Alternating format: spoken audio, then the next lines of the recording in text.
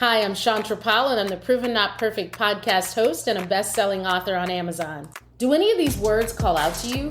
Drive, ambition, doing, leading, creating. These words call many of us, and sometimes to heroic impact.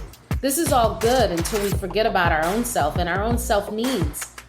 Mainly care. My Village of All-Stars, they not only command position, but they command influence. Well, there's always a backstory. I myself, Chantra Paul, have had to put myself on the sideline a few times, but I'm still in the game. I'm staying in the game. The only thing different about me is that I'm proven not perfect. Enjoy.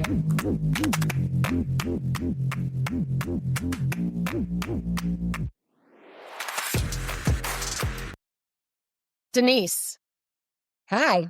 It's a pleasure to have you on Proven Not Perfect community, and I really don't want to race the drip. I want to get right into it. So Denise, tell me, as you have grown in the career functionally in sales, first and foremost, you're the first person with a functional skill set in selling, right? Which I believe is probably one of the hardest professions that there is. And I'll tell you why I think that. You're one of the first people that's really going to help unpack with me what makes a good salesperson a good salesperson. That's what I want to talk about. What makes a good salesperson a good salesperson? And you're qualified to talk about this because you've been taking names and kicking butt in sales for a whole lot of years in industry. So tell us a little bit about your background in sales. Yeah, so spent over 30 years in sales, closing large, multi-million-dollar deals, working with Fortune 500 and 100 companies. I have done everything from being a card-carrying sales rep to now owning my own business and all the journey through that. My business now is really focused on fractional sales, coaching, consulting. So I do leadership, consulting, coaching, and as well have opportunities to speak even in moments like this on a podcast. So it's really about sharing the story and how we go from good to great salespeople. That's right on. So we got to unpack something. So when I think about sales, pure sales, going all the way back, I can remember when I had my first sales-ish role, right? I'm a finance person, went into strategy and P&L leadership, but I have had the privilege to lead sales organizations as well. Let me ask you this. Dale Carnegie was like one of those names way back, right? Stephen Covey. You know, they're just those names that we think of that talk about the rudimentary basics of selling, right? Speed of trust, right? We can keep going. Were any of those influential on you? And do you still think they're relevant today? So I would say the short answer is yes. They were impactful for me. And yes, they are still relevant in some function of sorts. And I say that because the basics, the ground work the ground characteristics, the abilities, those are still in existence. And each one of those different thought leaders have all shared them in their own ways, right? So as a product of who I am, is I've taken the Challenger methodology, the selling DeVito. I mean, there are a ton of others, right? I've incorporated them into the bits and pieces that work for me. And I've incorporated I mean, there's so many. There's a million of them. I mean, you could look at I'm looking at them. I've got them up there. I've got them up there, right? So it is really just about taking a little bit of everything and making it your own. But I think the difference today is that we're in this world where we have new technologies. We have AI. We have automation solutions. And by the way, we went from being crazy busy and then the pandemic hit and now we were all sequestered to our desks and isolated in our homes. That also changed us as individuals, how we engage, what we look for in that engagement with someone. So I think that while they are relevant, meaning there are bits and pieces that we can still take and leverage within the core basics of sales, they are not completely relevant overall because we've got so many new nuances in our world today that we have to learn to adapt to and then also incorporate in how we sell. So that is awesome. And that's exactly where I hoped you'd go. To me, there's this great divide in just about everything that we think about in business, right? There's sort of pre-COVID, COVID, post-COVID, and now we're getting into some other wonderful areas of change and dynamics. But my question is, Okay, what are the three things that made a great salesperson great pre-COVID? And then which of those three things have become something different post-COVID? What do you think? What are the three? Okay, I think the three things that made someone great made a great salesperson before COVID was persistence. Persistence, yep. I think just being knowledgeable of what you are selling. Knowledgeable. And I think as well, probably just having a great personality, being able to build relationships, right? Relationships. All right. So which of those things have shifted since COVID? I think we have to be knowledgeable, right? So I'm going to go through a couple of those just separately. I think we have to be knowledgeable still today, but I will tell you that we don't have to educate any longer. Our buyers are smart today, right? Before they were going 90 to nothing, leaving their desk, going from meeting to meeting to meeting, barely checking email, not even ever having time to actually look at the internet. Today, we sit in front of our desks. We very to physically go to a different meeting. We can sit in a meeting on Zoom and still play on our laptop. We are more educated than we've ever been with the amount of information that we have available to us. Yeah. So we don't need sales. Big one. That, Denise, is a big one, right? We don't need salespeople to educate us anymore. So if you are tracked, locked into a features and benefits sales philosophy, right? Then I really believe, I think you were starting to miss the boat as we neared 2020, just saying, because it was supposed to be a solution. But for sure, post 2020, if you are still talking about features and benefits and not talking about do it for me, fit it for me, make it make sense for me, I think you've missed the boat. Do you agree with that? 100%. And the only way we can do that, get to that point where we're actually getting beyond feature and function and selling to a problem, is we actually have to have different conversation, which is where relationship before is very different than it was today. So let's talk about that. Relationship pre and relationship now. Before, it really was just about how do you go in bubbly and how do you build trust and credibility really fast because you do that because you've shared all this information with them, right? So now you've built trust and credibility. Now they don't need us to educate them. So now it's more about how do we really build relationship? It's not about being a great person and a good, fun individual and being bubbly and messaging. It's really now how do you add credibility when you can't educate them anymore? So your relationship levels have to be deeper. They have to be a bit more understanding amongst the two, the buyer and the seller. And the only way to do that is to start engaging in really good conversation. You have to be curious and you have to actively listen so that you can really get to that probable root cause. Before we would sell to systemic problems and that was okay. Today we have to sell to probable root cause problems. I mean, seriously, right? So that's you really getting to the core of why for your potential customer or customer. Getting to the core of why, and not always just stopping at the why based on the business as you see it, but even going further back. Now, we live in a world of Zoom, right?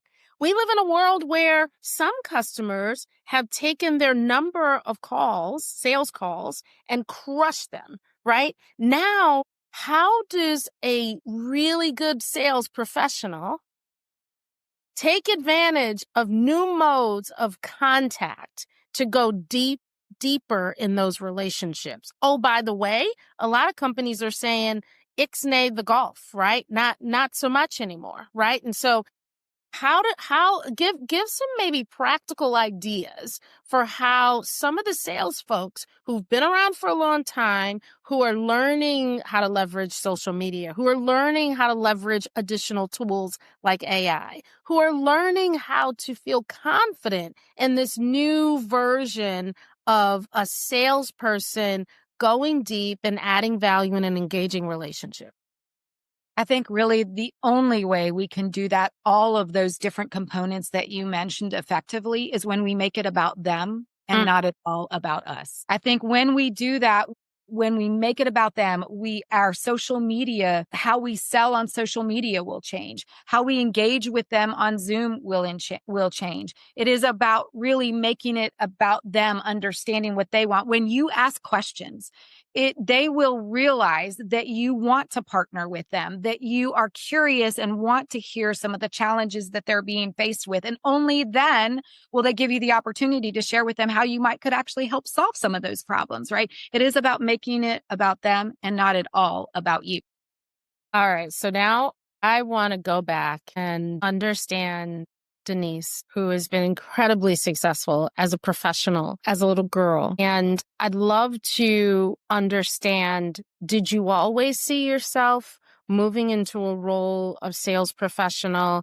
Did you always see yourself with certain skills that would position you in business in the way that it has? Or did you have to push past some things? I'd love to, quite frankly, share a little bit with the community, what made you who you are today?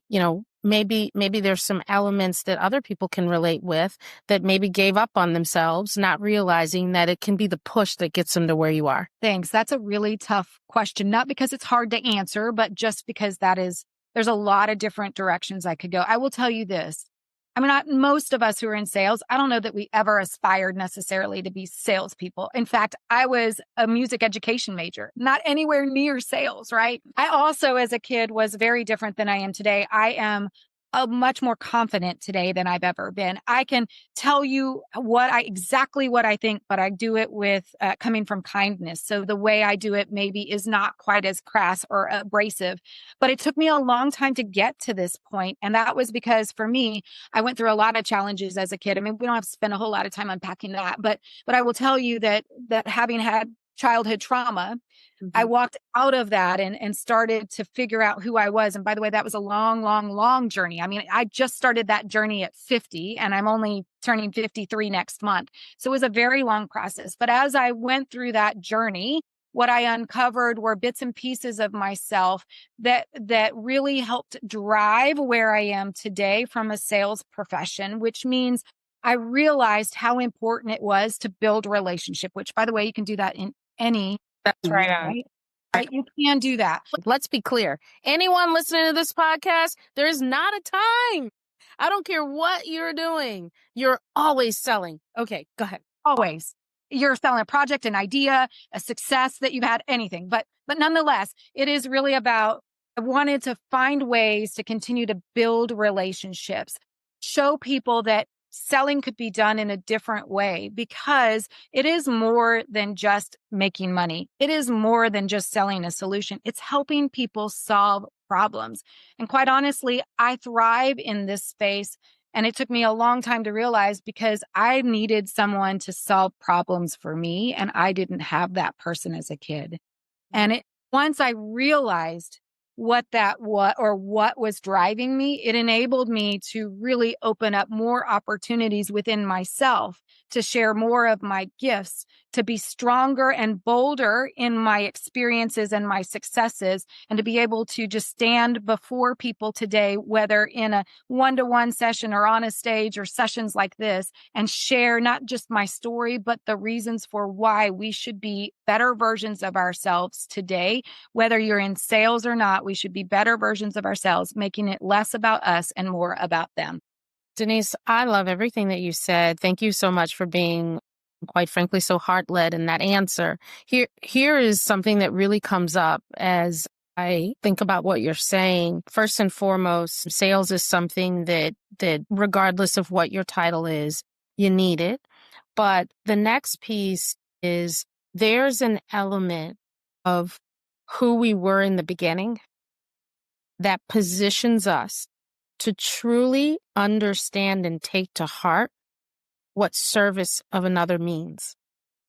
Either you had it happen beautifully for you, so you know how to do it beautifully, or you had a huge gap in how it was done for you, and you said, I'm going to take ownership for making sure that no one ever has to deal with that kind of gap. Honestly, sociologically, what you're bringing forward to me is just some nuances. I truly believe that anyone can learn sales. I do believe that. However, I'm going to say something, it might be controversial. Anyone can learn it. Anyone can learn to play the guitar. Anyone can learn to play the piano. Anyone can learn to paint. there are only a few folks that are great at it. And I believe that could be controversial, but I'm just going to say it. I believe it. And what you just shared gave me a different seeing, which is what makes the great great often is our foundational experiences that contribute to being great at that thing. Either it happened so vividly and beautifully for you that you have a standard that you can't see past when you're doing it, or there was a gap and you said, this is when I know I cannot proliferate this. I will do different. I will serve more. Girl, why? Well, and I think too, that really comes with us being honest with ourselves and really wanting to find answers. What makes us great? How can we get better? Right. And that has to be an evolution that we go through, a transformation, a journey, whatever you want to call it, that we have to choose on our own to go through. And once we do that, I always say that if you don't take care of your baggage, it's going to come back to bite you in the and it will show up in your profession and in your personal world, right? Your professional world and your personal world if you don't take care of it. But when you start to take care of it, you really do truly understand where your value is, where your strengths are, what you want to improve on. And it enables you then to give back to the world what you have been given yourself. It allows you to express your gifts and share, because we all have a gift and it's our job. We are put here on this earth to share our gifts. We are learners. We are nurturers. We want to hear and listen and see and continue to grow. And we can only be a part of that community if we're also giving what we've learned so that we can foster that growth. On that note, I'm just going to say that was awesome. I think anyone listening will receive so much goodness just in that piece of it. Before we say goodbye, 3 things going into the future that someone who is trying to hone their skills in sales, right? 3 things that they need to put on their mind and think about how to tackle or how to get really good at so that they can continue to be great or be on the journey to being great. Yeah. So 3 things. So I would say one is you got to learn how to leverage these new technologies. AI. Yes, you have to learn to do that because they should be helping you. Yes. As you said, Chandra, become efficient. They should be doing the mundane tasks that that you shouldn't have to do and allow you to focus on the higher value activities. That's sales or in life in general, right? So you've got to learn how to embrace technology. You also have to start learning that you have to take a breath, step back, take a breath, and make it more about them and less about you. And that I really do think in any profession or in your personal life, but specifically in sales, you really do have to understand why you're doing this. You have to find the passion within you because it doesn't matter what you're selling. You are solving a problem and you should be trying to make your buyer the hero. Whatever that hero looks like for that person, that should be your goal. So making sure that you definitely adopt technology, that you truly make it less about you and more about them. And I think that you really should, and I can't even remember the third point now, damn it. You should. Awesome. What was it? Look, we went nonstop and now here we are. The last point is that you should remember to be authentic and you should remember that your why is about solving a problem for them. Period in the story. I think that is hilarious on the Proven Not Perfect podcast. We are not perfect, but we are proven.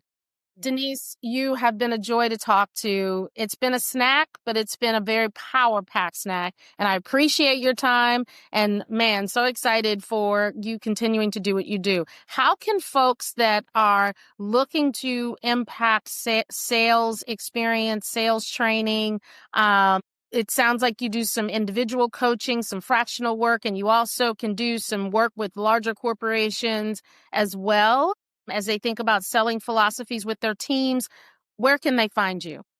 On LinkedIn. That's the easiest place to find me. Just find me there. I'm a LinkedIn top voice. I try to go there every day. I don't publish as much content as I used to, but you can hit me up in the DMs, find an old post and comment there. Reach out there on LinkedIn. I'm always around somewhere or another. Excellent. It's been a joy. Have a wonderful, wonderful rest of the day. Thank you for spending time with Proven Not Perfect.